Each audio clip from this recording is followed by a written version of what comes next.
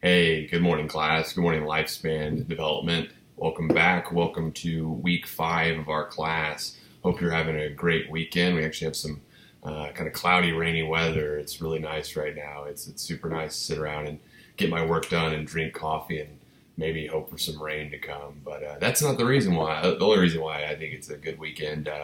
If you're a Thunder fan at all, then you've probably already heard the good news that Paul George is coming back to Oklahoma City, and we re-signed Jeremy Grant as well. So I'm super thrilled. I stayed up later than usual last night watching the free agency on my Twitter and ESPN, and I was just all in and so excited that Paul George is coming back. So that was a really nice way to kick off the weekend, or I guess Saturday at least, or Sunday night. So I'm pretty ecstatic about that.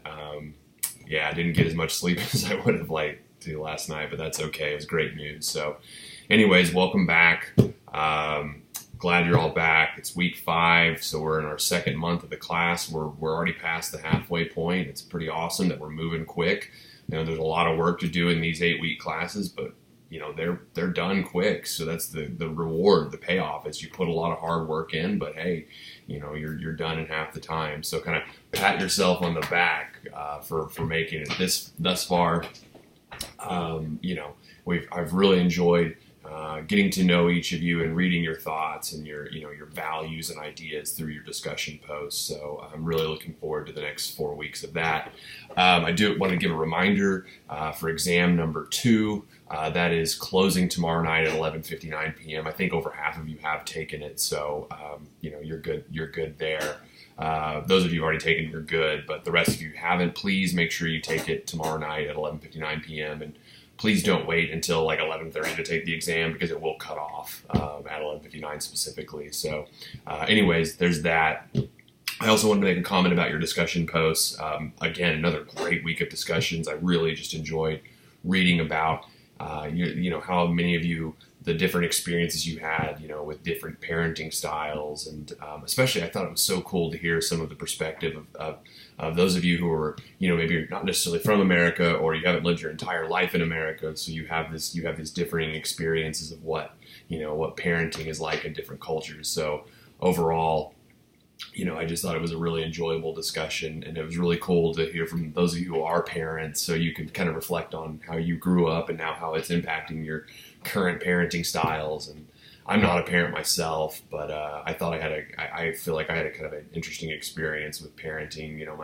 My parents divorced pretty young, and so I had, almost like 2 different parenting styles at different times. My mom and dad kind of switched roles at times. Sometimes one was authoritative and then one was authoritarian, at different points in my life. And it wasn't until I got much older that they both kind of mellowed out and became more authoritative. So, and I noticed that my teaching style, since I'm not a parent, I don't have a parenting style, but my teaching style tends to reflect, what I think is how I was influenced by my parents. So, I really enjoyed reading your discussions on this topic, and kind of comparing and contrasting the different experiences is really interesting for me. So I wanted to point out about the discussion grades. I know a few of you have reached out and asked questions. If you didn't receive like a full 15 out of 15 on your discussion, maybe you were wondering why. So far, I think the problem has not been with it's not a problem either. It's just a minor issue. So far, I've noticed your original posts, all of you, are great. You put very thoughtful and very reflective original posts, but sometimes, not everybody, but sometimes your peer responses, if you're not getting the full 15 points, you're probably losing points on your peer responses. I'm looking for at least a full paragraph in peer response, so, and I put up some guidelines for what I'm looking for, but I would like a conversation. I would like a dialogue. So if you only respond with like 1 or 2 sentences or maybe 3 sentences, and if one of those sentences is like, hey, good job, I enjoyed this, like I almost don't even count that towards it. I'm looking for substantial thought. So, those of you who are really pushing forth a conversation are the ones who are earning full points. But, if you kind of post a skimpy or short peer response, I typically give 1 point per sentence that you use. That's a very rough estimate. It also depends on the quality of the sentence too. So I think, there's some sentences, like some words that you're sharing with others that have more quality than others. So if it's good job, I love this post. I'm really more interested in why you love the post. I think that's where it becomes more substantial. So, anyways. yeah, if you're curious, go back and review your peer responses, and if they're short and kind of terse, you probably didn't earn full points on those. But if you're continuing a dialogue, a conversation is what I'm looking for, then I reward that with full participation, so full points. So if you have any further questions, feel free to reach out, shoot me an email. I'll be happy to address that. Okay, so anyways, make sure to take the exam and review your posts if you have any questions there. For this week number 5, we're only reading 2 chapters this week. That's great. Only 2 chapters. Last week it was 3. Now we're down to 2, which is nice. And this week we're moving out of childhood and we're moving into adolescence, a really fun and interesting period of development. This is a time that G. Stanley Hall has labeled as a time of storm and stress. It's a time, adolescence is the teen years. It's the years you're going to, junior high and high school. And for many people, that's a really challenging period in their life. There's a lot of changes. You're transitioning from schools. Your body is changing. Your mind is changing. Your relationships with your parents, your friends are changing. Instead of your focus on relationships is changing. It's not just about friends and family, but now you're starting to include romantic interests as well. So there's just a lot of change. This time period may be the most sort of upheaval, so to speak, if you want to look at it in those dramatic terms. But so the next few chapters are going to be about adolescence, a time that for many of you might be still very familiar, and some of you actually might still be in your adolescence, depending on your age and kind of where you're at on the developmental trajectory. So I think this is a very relevant topic. This is a time in which we're discovering ourselves, we're developing identity, we're developing relationships, platonic or romantic. So it's a huge period of time. So what I would like for you to do is start off by reading chapter 11, which gets into the nature of adolescence. It addresses the physical changes that take place during adolescence, specifically puberty, where there's a lot of changes going on physically, cognitively speaking. A lot of development is taking place. So chapter 11 deals with the physical and cognitive development. We're also going to look at issues that might arise during your health, looking at the changes during cognition. This is the stage, according to Piaget, we're getting to his last stage in cognitive development. This is where you get into the formal operational stage of cognitive development. And, that opens up a whole wide, you're seeing the world anew with this new, way of thinking about things. But not everybody reaches this stage. I think just because we are this certain age, if you were not prompted to think, abstractly, to think outside of the here and now, not everybody does reach the stage, this last stage. So it's something important to keep in mind that, your environment influences a lot of it. It's not just you turn 12, according to Piaget, and now you're formal operational thinking. No. You have to be in environments that evoke that kind of thinking. You have to be challenged to sort of think abstractly. So, and another thing to consider is just because someone has reached this final stage, teenagers think they know everything, but just because you're at formal operations doesn't mean you know everything. There's a little thing called wisdom that's really important too. That's why adults, just adults and teens might be on the same developmental page according to Piaget, but adults probably know far more. They have more wisdom. They have more accumulation of knowledge. So something to keep in mind.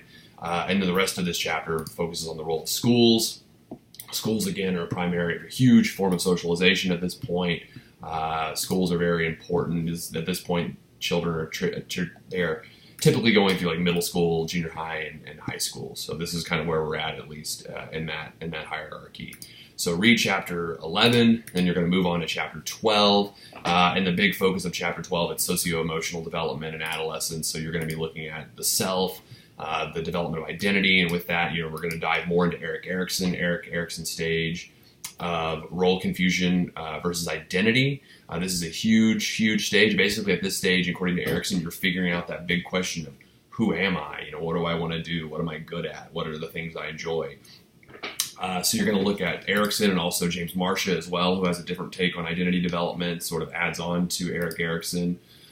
You'll be reading about the development of religious and spiritual beliefs, the role that the family plays, peers. You're going to be looking at the role of adolescent culture, and then finally looking at adolescent problems, the things that take place during adolescence that could be troublesome, that could disrupt development, such as delinquent behavior, engaging in criminal activities, depression, which can even lead to suicide, which is not a joking matter at all. So, you're going to be taking a look at quite a few things in this chapter, at least about adolescence. And some of this, I think, again, if some of you are still in the stage of adolescence, you're in the end stage. Maybe you're finishing up your teens or you're in your early 20s. this should be very relevant to you. Maybe it'll shed some light on some things as far as your adolescence is concerned. Sorry, I just had to have the World Cup game going on. I had to pause it because there's penalty kicks and I don't want to miss it. But anyways, so read about adolescence in chapter 11 and 12. I think you're really going to enjoy it. It's one of the most interesting sections of the text, one of the most interesting stages of development that we cover. So that's the reading assignment for this week. Next thing, I know some of you are still taking exam 2, haven't taken it yet. Exam 2 is still posted, but exam 3 is already up and active. We have 5 exams and we have 8 weeks. So I try to do an exam every other week, but it didn't work out timing wise. So, we're having an exam 2 weeks in a row. This exam will cover chapters 9 through 12. So my recommendation is once you've taken exam number 2, go ahead and begin reading chapters 11 and 12 and take the exam number 3. You have until the following Monday, which I believe, let me look it up on my date. That is the 9th, I think. I'm pulling up my calendar now. I'm not prepared. Sorry. Yeah, it's the 9th of July. You'll have the 9th of July to complete exam number 3, and it's very similar. 70 questions, no time limit, all the same stuff as before. So that should be pretty familiar to you. But go ahead and complete that. Again, we also have a discussion post as well. Our discussion post this week will cover adolescence specifically. So I want to hear about your experiences of adolescence. Was it really a time of storm and stress? Was it really so bad? I think sometimes maybe how bad adolescence is maybe slightly overstated, but some people do have some bad experiences during that time. But I think, but I really want to hear about you. I enjoyed my adolescence. I thought it was a lot of fun. It was carefree. I didn't have bills. Now I have bills and all kinds of things I have to worry about. So I look back at that time and go, gosh, I had it really lucky. Maybe I had some issues or whatever. Maybe I had things that upset me or things that bothered me, but not like I do now as an adult. So I would argue that it's a really fun time that I think, we should probably enjoy more than maybe we do. But anyways, so you have a discussion post. It's up and active now. It's due by this coming Friday. I know that we have the 4th of July this week, so technically campus and school is closed on Wednesday. This week, if you need an extra day to get your initial discussion post in, like on Thursday instead of Wednesday, that's fine. Maybe you're going to be out of town. But things are still due as normal. Your discussion posts and peer responses are still due by Friday, but I will extend that, an extra day in case anybody needs. If you're going out of town on the 4th and can't post, come back on the 5th and post if you need to. So, but even if you are going out on holiday to do anything, you are still responsible to take exam 2, still responsible for exam 3. You're still responsible for the discussion post. Unfortunately, I don't get a break. We just don't have enough time to just take off a week or take off a few days. So there's that. Please respond to this, this video if you have any questions, any concerns, any questions about the discussion post. But so the rundown for the week is finish exam 2 if you haven't already. Read chapters 11 and chapters 12 on adolescence.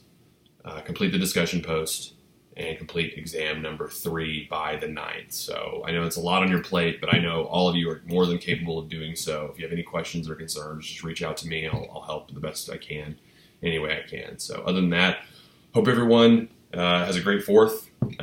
Go out, have fun with your friends, family members, loved ones, get away, take a day off. Don't think about psychology for a day if you can. Just take care of yourself and have some fun. Shoot some fireworks off, but be safe. Go out and buy a Paul George jersey now because he's gonna be here for at least 3 more years. So I'm pretty stoked about that. But all right, I'm gonna wrap it up here. All right, take care, everyone. Goodbye.